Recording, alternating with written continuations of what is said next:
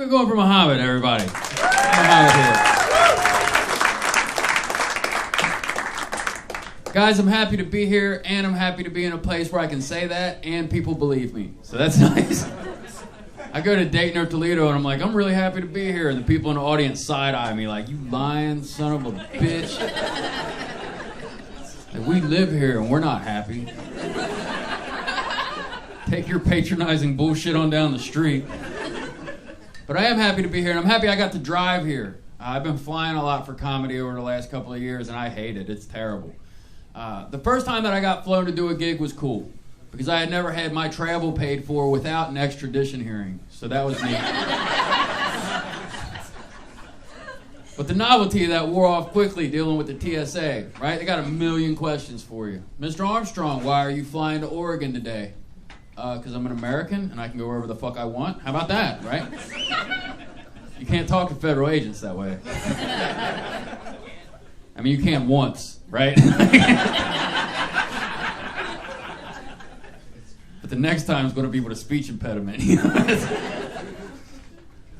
So I knew I couldn't talk to him like that, but I was actually performing stand-up comedy at a Narcotics Anonymous convention, and it's so weird to me that people laugh at that. There's always one or two like, yeah, I knew. And I had never made that kind of money before, and I had never been, paid to travel before, and so I'm super nervous about it, because if I screw it up, I'm never going to make that kind of money again, right? So I figure if I open up to this TSA agent, he'll see me as a human being with real human emotions, will identify as men, and he'll just wave me on, right? So when he asked me, Mr. Armstrong, why are you going to Oregon today? I said, well, sir, I'm actually performing stand-up comedy at a Narcotics Anonymous convention, and I'm super nervous that if I bomb, I'll never make this kind of money again. Not thinking that they only look for keywords. Oh.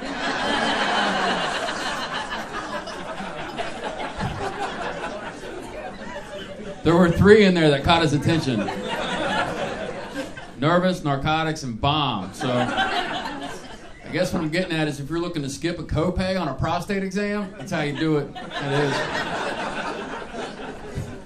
Everything checked out, though. I'm going to be fine. So that's not what I say now. Now what I say every single time, no matter where I'm going or what I'm doing. Mr. Armstrong, why are you flying to Sacramento today? Well, I met a 90-year-old man on the internet say he'd like to fuck me up the ass, so I'm going to let him.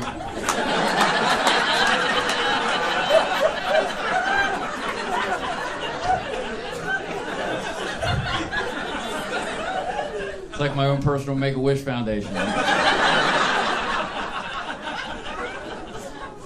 And that might sound like a weird lie to tell, but there were no more questions. And I'm not 100% certain, but I'm pretty sure that he radioed my answer ahead because the rest of the TSA agents wouldn't even make eye contact.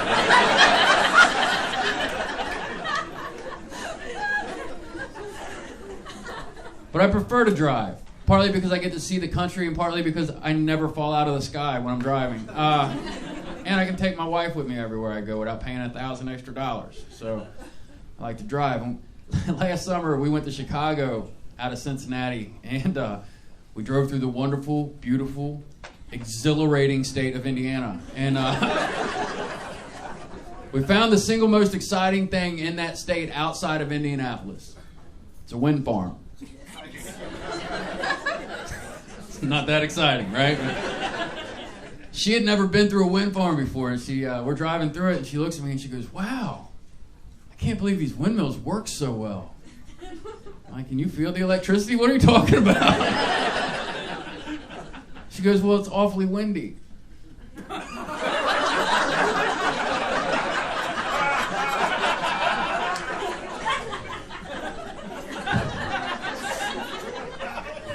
So I said, you know how windmills work, right?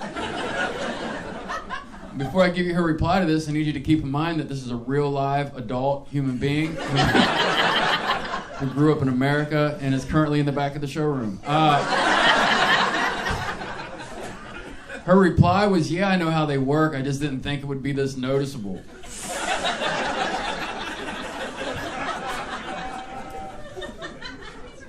Do you think windmills create the wind? Is that what you think? 100%. It's exactly what she thought. Not how it works, though. Although I do like the idea of it working that way because it puts into my head like these two pothead climate scientists. Like, you know what, Dan? This global warming shit's out of control. I know, right? Let's install some fans.